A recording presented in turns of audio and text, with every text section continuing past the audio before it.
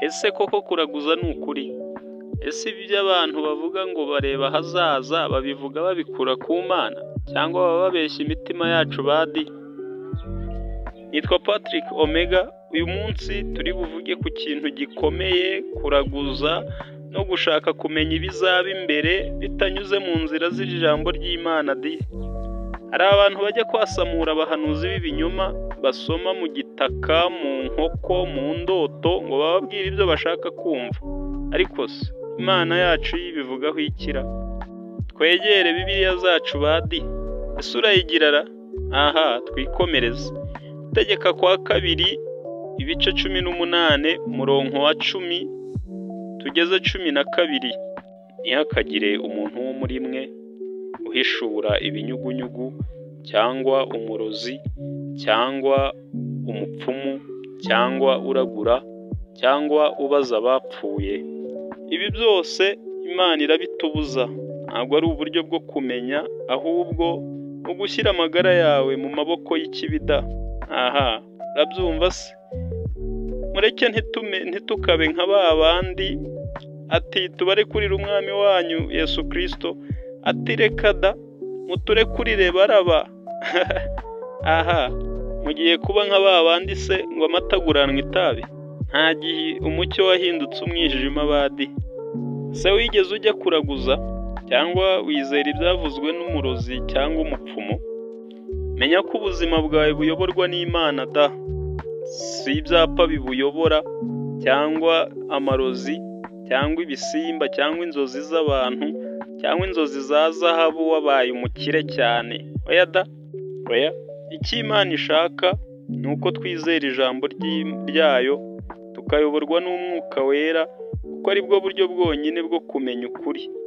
Niba ushaka kumenya ejo hazaza hawe, jya mu isengesho usenge, kandi ujye mu ijambo ry'Imana, kubera ko ariho uzaganirira n'Imana yawe, kandi mu isengesho ryawe keretse n'udasenga neza, n'Imana izagusangira di, ikumenyeshe byose by'ubuzima bwawe, keretse n'utabishaka.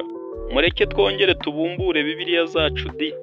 Tegeka kwa kabiri ibice 29 umurongo wa 29.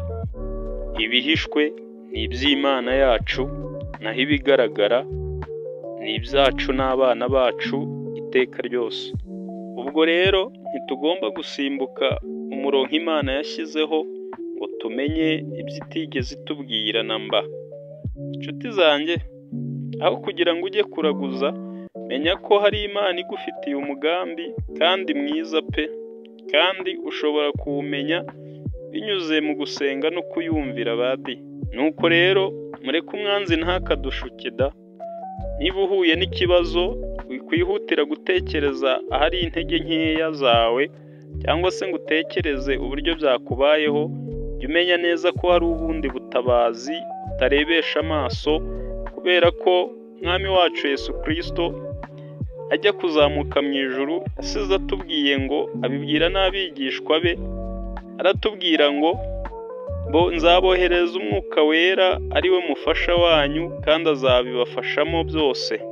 Nuko rero ko Imana itureba, iturebera muri byose, wababara wakwishima ibikureba. Mureke rero duharanire gusenga. Ahari umwijima haba n'umucyo, kandi hari na marayika w'umucyo uguhora iruhande, ntukabona utamwitayeho, ahubwo ugahanga amaso ikibi gusa. Oya da, jya urarama urebe hejuru, ubwire So wo mu ijuru, azabasha kukumva kandi azagukura muri uwo mwijima urimo, abashe kukwereka umucyo we. Aha, dukomeze dusenge da, kubera ko burya hari ubundi buzima. Duharanire kumenya umucyo kandi duharanire gusenga, twambaze Imana mu izina ry'Umwami wacu Yesu Kristo, nawe azatumenya kandi adukurikirane uko byamera kose. Ndakwinginze, jya kuri Patrick Omega TV, kore subscribe di, tere ijambo ry'Imana inkunga.